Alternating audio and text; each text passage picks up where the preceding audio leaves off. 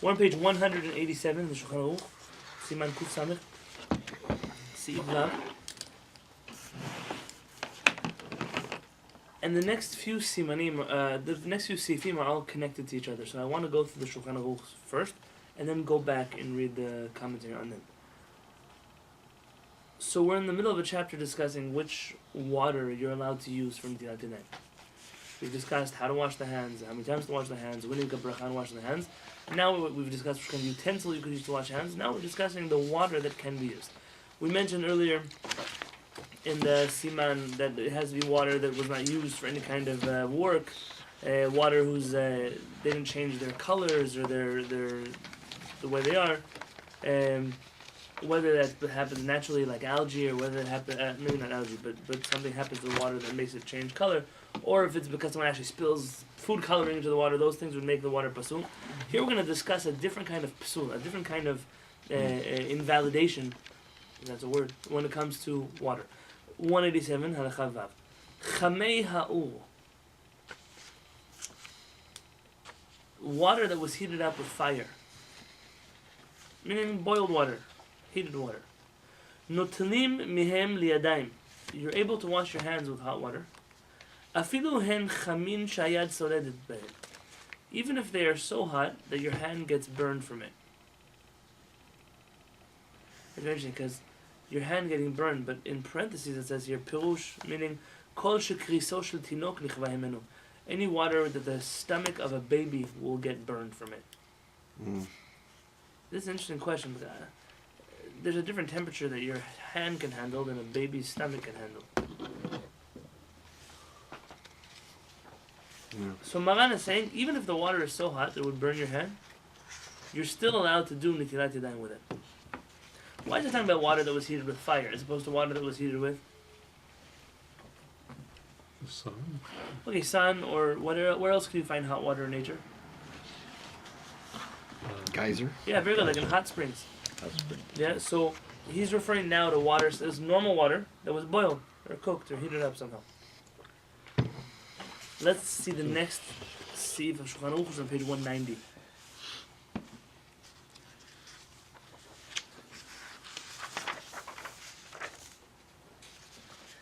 Chamei Tveria, the hot springs of Tiberias. It's in Israel. Chamat Gader. Yechol latbil behem et hayadayim. You're allowed to dip your hands inside of that water. So you see the hot springs? You have to eat your sandwich. You can dip your hands in that water. Aval liton mehem b'kli lo. But you cannot put a washing cup in the water and then pour using that water.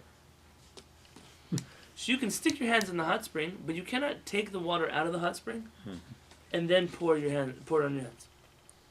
V'im himshich otan ba'aretz derech charitz.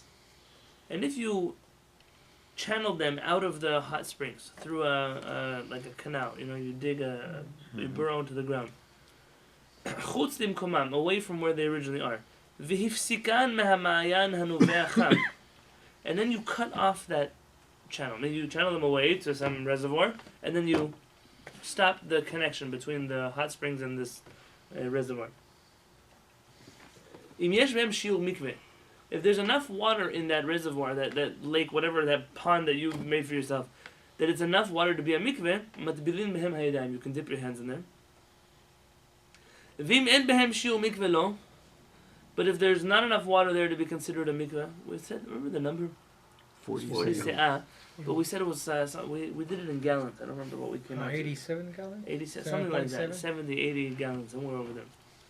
87.7, I think. Is that what we said? Yeah. ואם חריץ זה מימיו מחוברים למי המעיין הנובע חם. I feel like we did this halacha already once. Yes.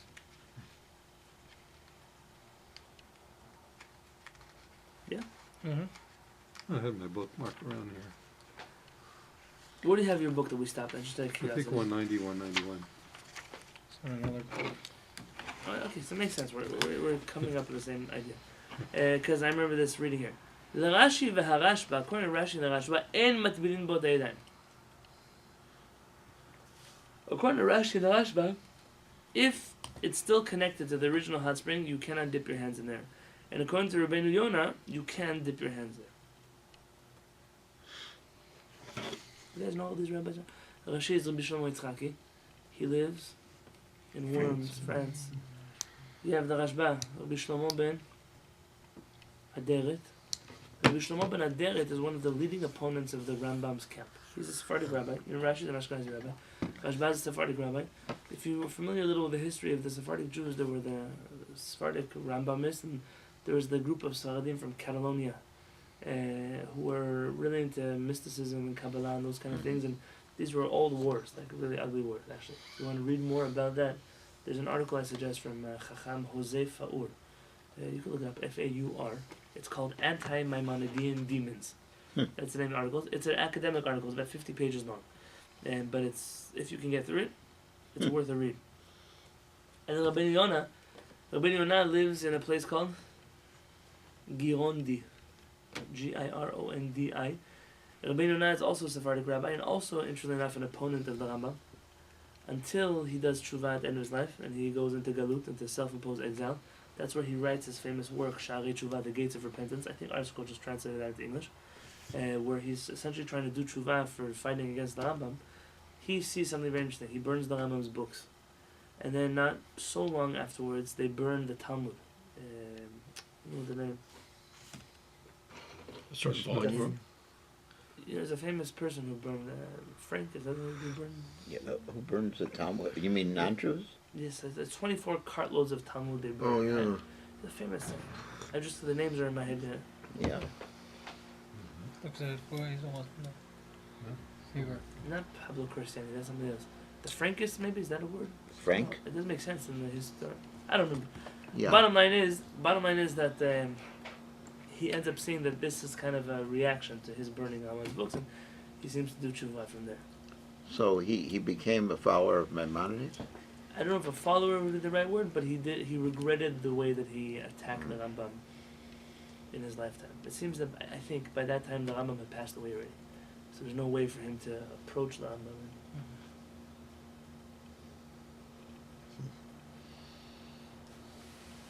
Okay. The next halakha is important, page 194. So the burning of the Talmud, Yes.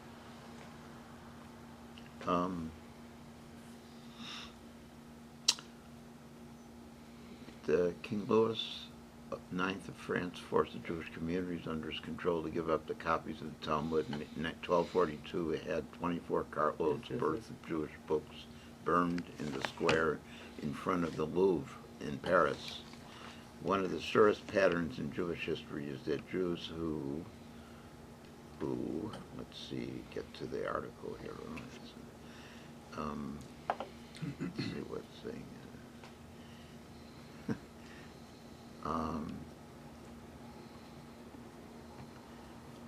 Prove the truth. No, it'll never work when you want it to work. Yeah, it's okay. But so anyways, King Louis of France. So that seems to Louis be the that's Ninth. the right time period. The time's the Rishonim. Yeah. Which is interesting because Maran, who officially is always swaying halachically towards the Rambam, has no issue mentioning all of the rabbis, even those who very much disagreed with that path of halakha. He was a good unifier of halakhic traditions. Some people don't like him because of that, but that was Maran's expertise. He kept the politics out of halakha and dealt with halakha like halakha. 194, Sif Chet. Ta'am pisul chamei Tveria l'netila. The reason why you can't use the hot springs of Tveria for washing your hands, mipnei shehem marim, because they're bitter.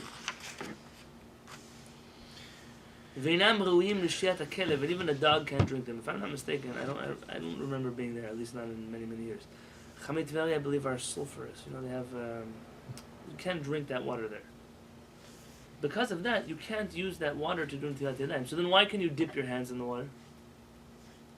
Why can't you? Why can you? Why can you? If the water is not... Anything inside there is batel because there's so much water there, right? But it's still. So not why would it be drinkable. okay to dip them but not to wash with that water? When I'm washing my hands with water, I'm incurring the halakha of netilat yadayim. I need water to be a certain way. When I'm dipping my hands inside of the water, I'm using it like a mikveh. It has enough water in there to be considered a mikveh, natural water. Mm-hmm. So, if I remove that water from the mikveh, then it's no longer mikveh water. I'm trying to use it for washing water, and that's not good enough for washing water. But it's good enough to be a mikveh water. So washing water is a higher standard than mikveh Correct. water. Aval im yimtzu mayim chamin novim. If you find flowing natural water, hot water, some other hot spring, shehem ruim l'shiat hakelev, that a dog can drink from that water, meaning it's drinkable water. Notelim mihem liyadayim, you're able to use that for washing your hands. So it's nothing against hot springs, as much as against the hot springs of Tveria, which are you can't drink them. But if you were to find theoretically hot springs somewhere else that it's fresh water that you can drink, it would be okay to take water out of there and wash your hands with it.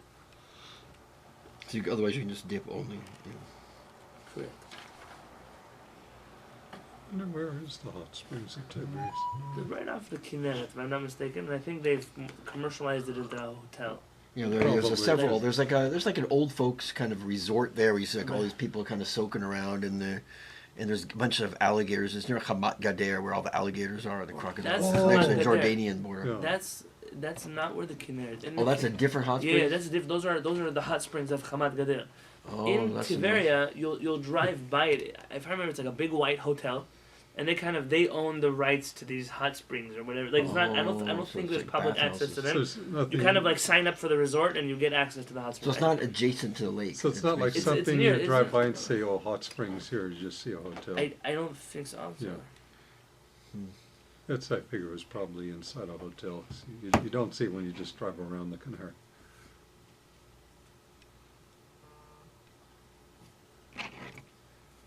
Yeah, you have to buy tickets, and it's like they turned it into a spa. Hmm. They basically seem to channel it into like a swimming pool kind of situation, and Kind of like the alligator farm does too. right. And you buy tickets to this place. If I had a picture of the outside of the building, you if you've been there, you drove by it. It's not where it's located, and yeah, it's right on the lake. So Hmm. if you're at the lake, then you're right. The Hamat Gader is not far from there. This is Hamat Gader, and those are the Tveria hot springs. Which is right near So it's on the west side. downtown Tiberias. Right. Or if it's Would where- that- No, it's not and downtown. that- That's more like a Arab village kind of a thing Yeah. over there on the left. Maybe that's why they control it over there. What's This it? What's is the on nearest the, village This is called? on the main street that you drive Main around street. the Kehillat. It's Yeah. on that street. Yeah. I mean, if you've done the loop, you drove by it before. Yeah. But it's not populated in that spot over there. I don't think. I don't know. Hmm. That much already. I know there's a lot like hotels and campgrounds, and there's like a public beach. It's on the west side of the. Yeah. Whereas Hamat Gader is on the southern end. And you find Chamei Tveria come up a lot in Halakha. Like you find it in the laws of Shabbat. Can you cook in those hot springs? Like what if you want Shabbat morning to have an egg? Can you just drop it in the hot spring, take it out, and then eat it? Is that considered cooking? Or not? It's an interesting question. And what's the answer? Is it considered food? Want to know the answer? Well, I mean, you brought it up. I don't want you to go off on a Dad, tangent. can you bring the third chelik of Mishnah B'Lasa? It says Gimel on it. Well, I mean, you brought it up. Torah, you yeah, brought it up. It's yeah, I Torah. mean, On the left side here, the brown books. Yeah, one more shelf over. These guys? Yeah, those right there. No, one more, yeah. Here, The third. okay. It says Gimel in here. Yeah. Thank you.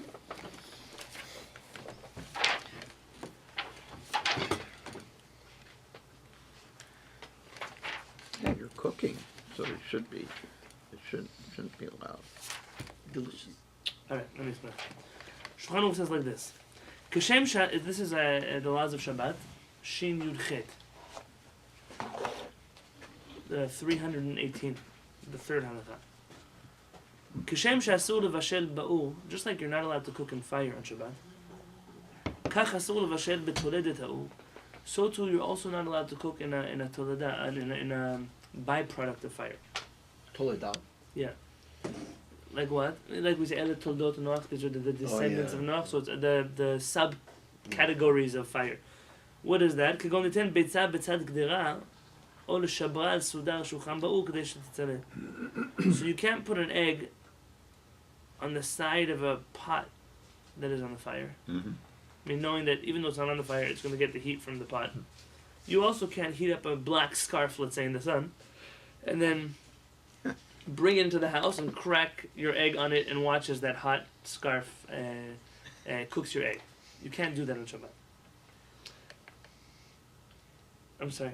You can't do that in No, Poland no, either. no. You might be able to do that in thought- Poland or Russia. You might be able to do that in the Well, Negev. with the scarf here, we're talking about in the fire. Like you put something hot in the fire, black.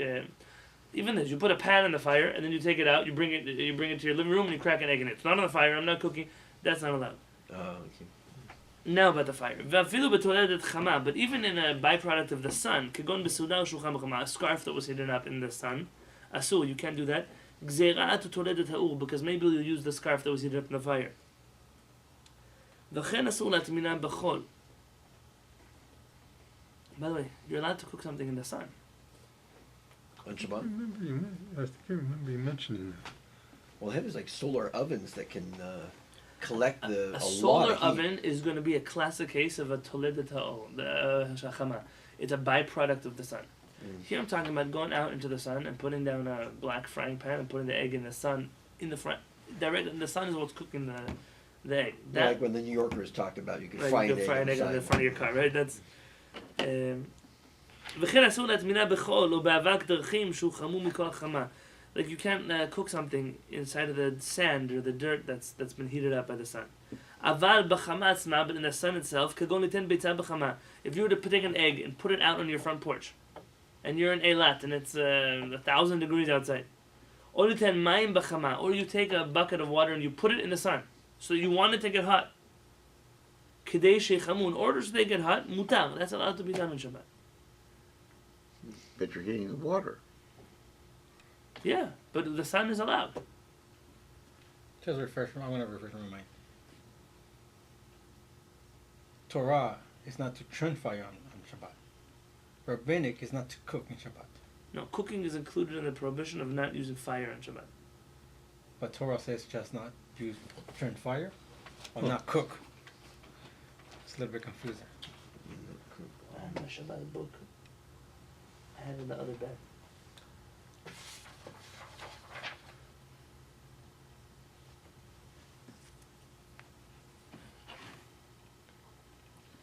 Quotes the Rambam here saying, "V'shed b'chamei Tveria patur dehavi ketalot chama." But if you cook in the hot springs of Tveria, you're not allowed to do it, but you're exempt from cooking on Shabbat.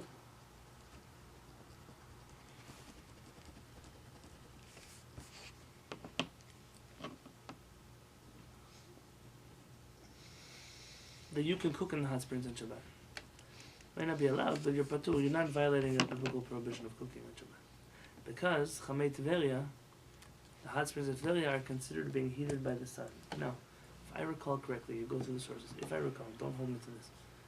That this may come from a scientific perspective of those days, of the earth being flat. Mm. And the understanding was that the hot springs are being heated by the sun, which is on the other side of the earth. Oh.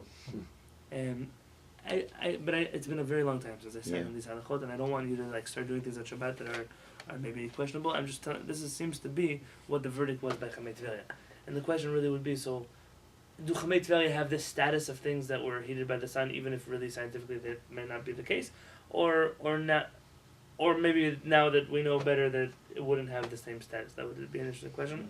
I remember reading Shuvot about this, but I don't remember where and what and when. Okay. Can I give you some headache, Rabbi? Of course. So if it's a cooking biblical, but not to cook, so that means it doesn't matter if it's the water is just natural heat or whatever. If you can cook, you can't cook. No, not all forms of cooking are the same. But it's cooking. Look, I have engineers here. Cooking in a microwave and cooking in an oven, are they the same kind of cooking? No. No, not at all. Yeah, but But when we're talking about cooking, we're not talking about the way that we're cooking. Yeah, sure. We're talking about we're talking about fire. the raw. We're talking about Raw. fire. Oh, okay. So that's. Oh no, it's not. You're right. No, there are poskim things that you take from one state and change them to another state might be considered cooking, even if it doesn't involve heat. Well, that just. The Chachamim do write about this. There's For like example, let's say vegan fish. cooks. Let me talk about fish that are salted, and the way you eat them, like dried and salted, the way you eat them is by soaking them in water. Is soaking them in water considered cooking them on Shabbat? Because really, it's cold water, but that's the way that you make it edible. Yeah, sure. Shulchan Aruch definitely talks about So it might not be allowed. it. Right.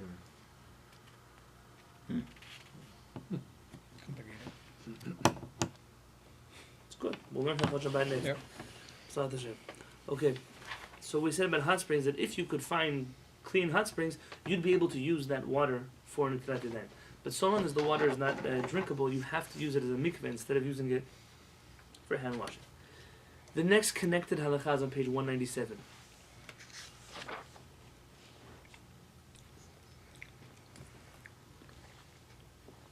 Maim luchim, salt water, because someone here asked me about the beach. Salt water, or suchim, or smelly water. Let's say, can you find this? I remember as a kid walking on La Jolla. There's the water that comes out from the Birch Aquarium up there. Oh yeah, there's a whole It pipe. smells, Yeah, yeah, they it pipe smells it around and. That water, even if it wasn't salty, that kind of smelly water would be considered maim sluchim. Or marim, or bitter water. Some kind of water that it's just not, you're not able to drink. She'ena kelev yachol lishtot mehen, that a dog cannot drink from it. Psulim l'ntilat yadayim. They are pasul. They are, you can't, they're, the word, prohibited to be used for ntilat yadayim. Afal pi sheksherim l'mei mikveh l'tvila, even though that's kosher for a mikveh. So you can immerse in a mikveh of the ocean, but you cannot take water in a cup out of the ocean And wash. and wash with it. By the way, a classic case of mayim marim, bitter water, might be like swimming pool water, which has chlorine in it, but it's clean technically. I don't have a dog, so I don't know if dogs actually drink pool water or not. Do they drink? Yeah, if they're thirsty, they would maybe. Yeah? Yeah. I think dogs would drink from a pool. Yeah? Yeah. Because the chemical is balanced. So. Interesting. Okay. But I don't know if they It live. might not qualify as think the this dogs- kind of bitter. Like we said, I wrote in my book, Rosolovich says you don't learn halakha from dogs. That's not the question. But it's the idea is like how dirty is this water? What is drinkable? It doesn't have to necessarily be so drinkable as long as the dog would drink from it. Is there any restriction on what can be used for mikveh water? Absolutely. In the laws of mikvahot, we talk about this. Yeah, Which is but in terms of cleanliness, okay. In terms of a mikveh, fruit juice or other beverages like Coca-Cola are pasul for a mikveh. You can't go into a tomato bath and consider that a mikveh. Yes. It also means that let's say you have 39 se'ah of water, and then you add in, I don't know, 10 se'ah of apple juice. It doesn't help. You still have 39 se'ah of water. And it's actually a biblical prohibition, meaning water that was taken out of a hose and put in the mikveh, that is a rabbinic prohibition. But biblically, it says ma'ayan ma'im. It has to be a wellspring of water. And so if you're not using water, this mikveh is not rabbinically prohibited, it's biblically prohibited. It's worse. It's on the Torah level, it's prohibited. And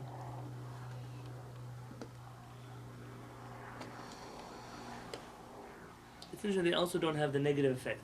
Fruit juice, let's say you spill too much orange juice in the mikveh, it doesn't make the mikveh not kosher. I mean, there's numbers that have to be worked out here, but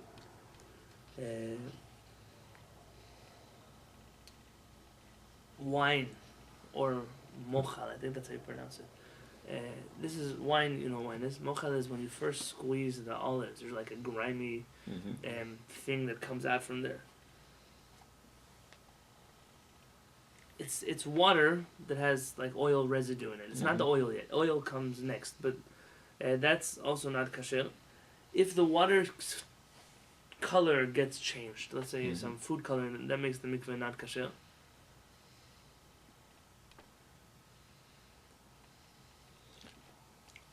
And it's interesting.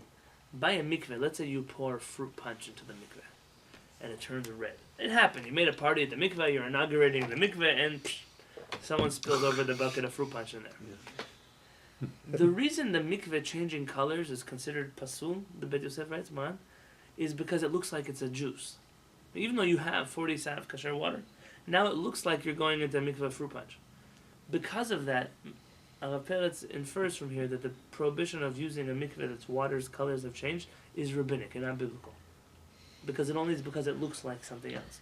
What difference does it make to me if a mikveh is prohibited rabbinically or biblically?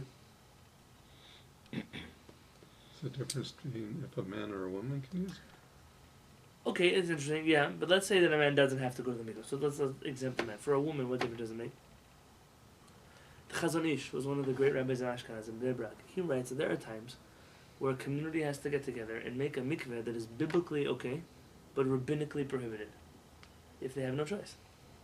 Let's give an example. You have a community that doesn't have a mikveh, and you know that according to Chachamim, you're not allowed to take mikveh water out of pipes and just spray it in the mikveh. There is something, though, to be said about mikveh water. There's a way you could do this by the mikveh water flowing the hose on the ground for a certain length of space, not very long, maybe from here to here. If the mikveh water goes on the cement and then into the swimming pool, instead of the pipe being in the swimming pool itself, that mikveh is biblically kasher because it's considered natural water according to the Torah. Because at the end of the day, all water was in a pipe somewhere. And so what makes rainwater is that it was on the earth and it went over. So this is a technical loophole. Chachamim, many of them hold this water to be kasher completely. Some hold it to be pasul completely. Mm-hmm. But it's rabbinic. It's a rabbinic prohibition to use tap water in a mikveh. Mm-hmm. Because of that, the Chazon Ish says, let's say you have a synagogue out in the desert and ladies have nowhere to go to the mikveh. So it's better for you to make a mikveh like that and know that at least on a biblical level no one's doing anything wrong, and then to not have a mikveh at all. And there are times, and by the way, there are many, many Jewish communities over the last 2,000 years that their mikvahot were made with water like that. They brought it from the well in a bucket and they just poured it on the ground before they put it in the mikveh. They had a little, it was a steep incline, and they just let the water go. And they knew that that wasn't the ideal mikveh, but that was, what are you going to do? We need a mikveh. That was done in Ashkenaz, it was done in Sfarad, it was done depending on the place and the time, and you can't, listen, it's nice. I remember when they built a mikveh here in San Diego, they waited forever for the rainwater to come. How long did it take? Remember that? No. It was like, I think, if I'm not exaggerating, it might have been 2 years. Could it be? Could be. I don't Yeah, know. Baruch, do you remember that? When was that? When I was a kid, when Adat first moved into... They They had a grand opening. Yeah, we went So- there. The we mikveh went there was for like open. Yeah. And then it took a long time until there was enough rainwater in there. Oh. But I don't remember... I don't remember it how was, long it was that years. time It was. wasn't months. Right, it remember wasn't. that I remember that being a very long period of time, and then it rained, and then something happened to the water. And then, bottom line is, it's easy to do that when you have another mikveh you could go to. But what happens if there would be no other mikveh in San Diego? Who's going to wait 2 years to touch their wife? To be honest. So people are going to do isurim anyways. So in that point in time, a chacham might rule that it's better to have a mikveh made with tap water than a mikveh that we're waiting for 2 years for it to happen. Mm-hmm. So really, whoever built the first mikveh in San Diego would have had an issue. Like that would be a serious calculation to have. I wonder if they got enough rainwater for the reopening of the one in Tijuana. And I'll tell you, the truth is that, I'll be honest with you, you don't need rainwater to have a mikveh. You don't need it at all. If we were going to build a mikveh now, let's say someone would give us in their backyard, how much room do I need? The size of the kids' room. Yeah, people would shower at home, people would get ready at home, and they would come to the mikveh. How do you get water in that mikveh? Some kind of like elaborate pipe system or some You sort of don't, no, the pipe system is the filter. The filter that's already, but we have plans for filters. How do you get the initial water? Waiting for rain will take forever. And then you have to build a special thing on the roof that gathers the rain, and it's very complicated. catchment.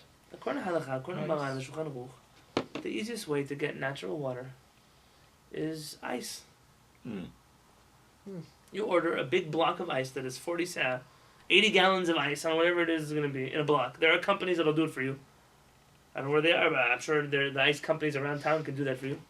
If you don't have big blocks, you can even take small blocks. The reason I say big block is because there are those who say, see, you're not allowed to bring water in a vessel. So you couldn't like fill up a tanker and bring it because that is considered a vessel.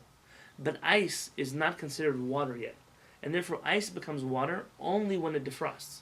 So if you put the ice in the mikveh and then it becomes water in the mikveh, according to halakha, the strict interpretation of halakha, this is considered natural water. I don't care that it was in a truck. It wasn't. The water wasn't in a truck. Ice was in a truck. The problem is, what about that little bit of ice that melts on the outside? What about the So there is a chumah. The chumah is to wipe off the ice block before you put it in the mikveh. Meaning to tap it dry and then put it in the mikveh. So when you use little ice cubes, you wouldn't be able to do that stringency of drying off the ice cubes. But if you got a big block of ice, you would never have to wait for rain in your whole life. There'd be no need to do that. There's a mikveh in San Diego that's made of ice. It started with ice. Wow. It would be very easy to build a mikveh. People think it's very complicated. Not very complicated. Basically, need something like a little jacuzzi in the ground and a block of ice, and then you have a kasher mikveh that ladies can use. And the source of the ice, water, the source doesn't From the tap.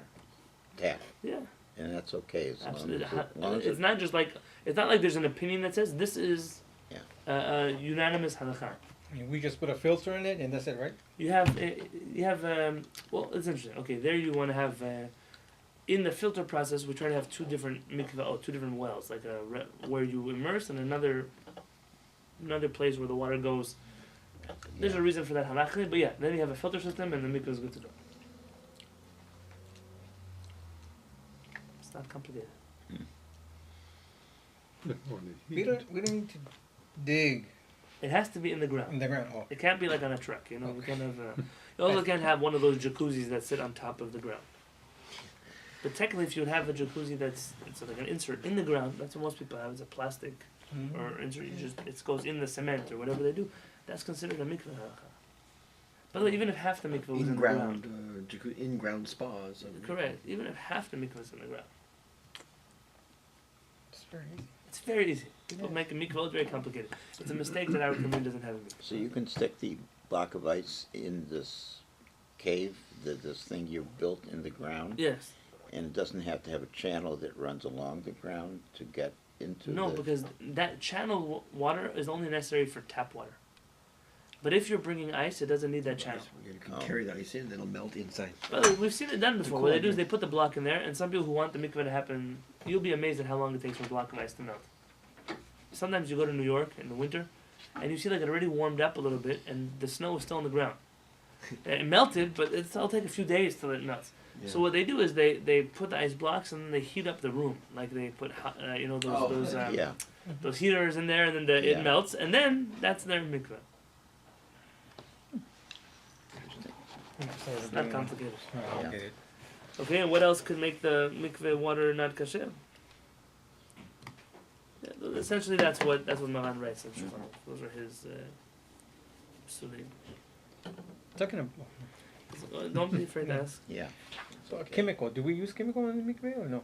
They have chlorine in mikvahs today. Chlorine? Okay. So But why chlorine? Because chlorine doesn't change the look of the water. That's why you could use it. Well, what does change? What makes it turquoise? The tiles in the ground. The You mean water itself is not turquoise. The chlorine doesn't create the color? To the best No. of my knowledge, chlorine is clear. It's clear. It's clear. Chlorine is a green gas. Yeah, that's It's what I green. thought. It's a But gas, what but makes- it's not regular, not pure chlorine that's in the. Well, what In the makes the swimming pool. color of the pool turquoise? Turquoise, not blue. Well, it's usually, it's... Okay, let's say So blue. usually, because the Normally tiles the are... tiles, No, like it's not the tile. It's the nature of water that you're going to get a blue. But if it's you were a- gonna it's a take light. this water in a cup, it would be clear. No, you're gonna get. See how even those bottles. Well, those bottles are blue They're plastic. blue. No, you'll get a bluish color out of a natural water if you with white walls. In a cup of water, though, Yeah. it's gonna be clear. Yeah, in a small amount. Yeah, it's only Right. when It's when it's a lot of water, like the yeah. ocean, yeah, like or like a lake Yeah, or anything yeah. else like that. Yeah, correct. Once you get to a swimming pool size, you can get blue in the natural blue color in the swimming Even pool with size. white walls. Yeah. I think my parents' pool, the walls are white and it's blue. The Yeah, water's blue. I think there are several swimming pools that the walls are white, but because the water's so, the sun, as it goes through so many feet of water, it starts to become like the sky turns blue because Yeah, it's an Like the optics. scatters. If you take a little bit of sky in a cup, it will be clear. If you have a big enough So cup. let's finish just this sieve here.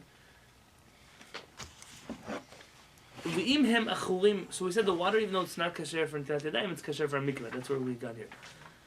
V'im hem achurim machmat tit shnitarev behem. But if the water is dirty because of mud that has been mixed into there.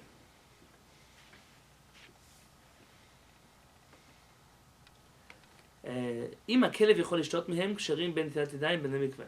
If a dog will still drink from that water, even though it's muddy, it's kosher even for taking it out with a cup and washing your hands with it. How much more so for a mikveh? I've seen dogs drink from ponds and rivers that are It seems very that's why we're full using of the dog algae. and not a person, because people are more finicky than a dog would be. But if the water is so muddy that a dog wouldn't drink from it, it's not even kasher to be a mikveh. So mud is technically okay in water, as long as the dog would drink from it. When it's too muddy that the dog wouldn't drink from it, then even for a mikveh it's not kasher. What's the word for muddy? And the word is tit for mud, and they say nitarev bahem tit. The mud was mixed in there. So dogs are the test. For a lot of things in halakha. By the way, if I'm not mistaken, one of the directives we tell a lady when she goes in a lake or something, or even a mikvah, when she goes to immerse, if there's mud in the bottom, that she should wait for it to settle and then go inside. Our mikvah obviously wouldn't have mud in it, but in a natural mikvah. Okay, the next halakha is on page 200. We're not going to do it tonight because I really want to go back and go through these halakhot. This is a really weird halakha. Like, can you use squished worm juice to wash your hands with it? Yeah, or fish blood, like things like that. But that's not tomorrow's halakha. That's going to be probably next.